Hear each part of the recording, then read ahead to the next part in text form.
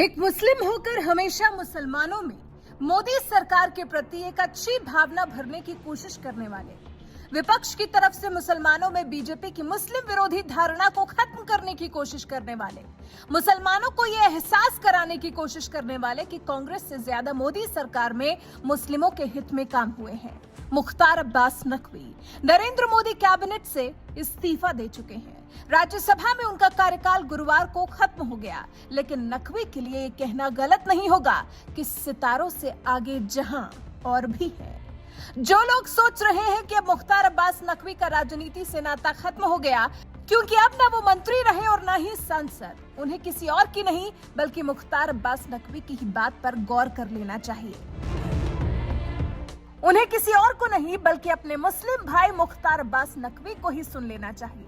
जब मोदी मंत्रिमंडल से मुख्तार अब्बास नकवी ने इस्तीफा दिया तो उनसे पूछा गया, आपके अनुसार अल्पसंख्यकों विशेषकर मुसलमानों के प्रति आपका सबसे बड़ा योगदान क्या है और आप अपने करियर के दौरान उच्चतम और निम्नतम बिंदुओं पर रहते हुए क्या महसूस करते हैं? अब आप सिर्फ जानिए मुख्तार अब्बास नकवी ने आखिर इसका क्या जवाब दिया। नकवी कहते हैं, मेरे लिए सबसे बड़ी बात यह थी कि प्रधानमंत्री मोदी ने मुझे ऐसे समय में संवेदनशील और महत्वपूर्ण अल्पसंख्यक मामलों के मंत्रालय को संभालने के लिए कहा था जब ये धारणा थी कि मोदी जी अल्पसंख्यक मुसलमानों के लिए कुछ नहीं करेंगे।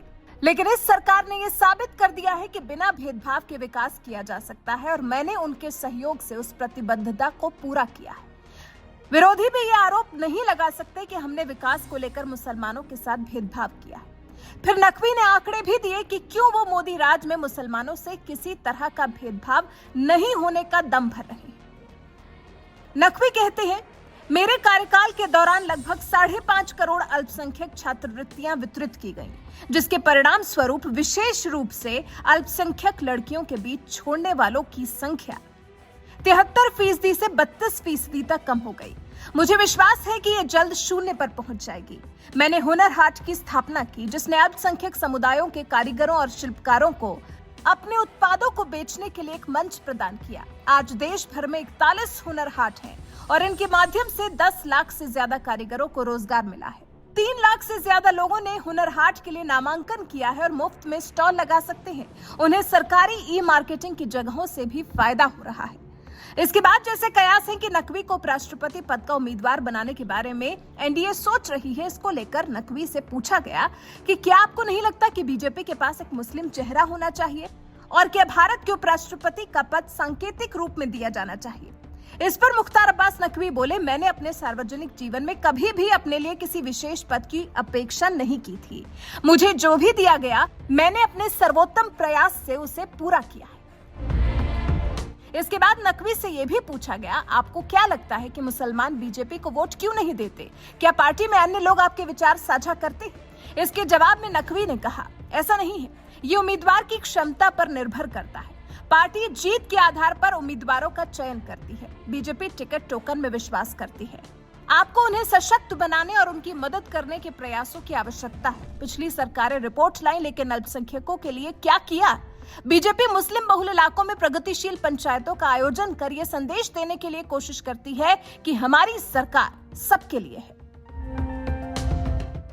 सुना आपने, जो विपक्ष अल्पसंख्यकों में मोदी सरकार के खिलाफ जहर घोलने का काम करता है, नकवी उन्हें बिना देर किए सटीक जवाब देकर शांत कर देते हैं। ऐसे ही थोड़ी नहीं, इतने साल से बीजेपी के साथ रिश्ता निभा रहे हैं मुख्तार अब्बास नकवी।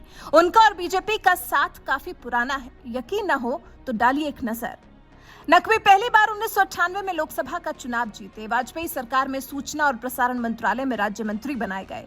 नकवी 2010 से 2016 तक यूपी से राज्यसभा सदस्य रहे। इस बीच में 26 मई 2014 में मोदी सरकार में अल्पसंख्यक मामलों और संसदीय मामलों के राज्य मंत्री बनाए गए।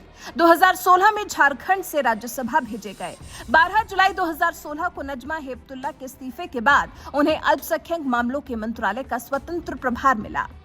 30 मई 2019 को मोदी कैबिनेट में शामिल हुए और अल्पसंख्यक मामलों का मंत्री बने रहे।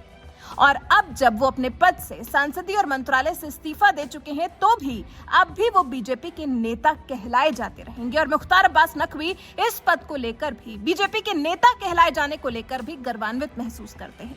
वैसे आपको क्या लगता है, जिस तरह के कयास हैं, क्या बीजेपी मुख्तार अब्बास नकवी को बनाएगी उपराष्ट्रपति पद का उम्मीदवार? इस पर क्या कहते हैं आप? कमेंट कर हमें अपनी राय जरूर बताएं।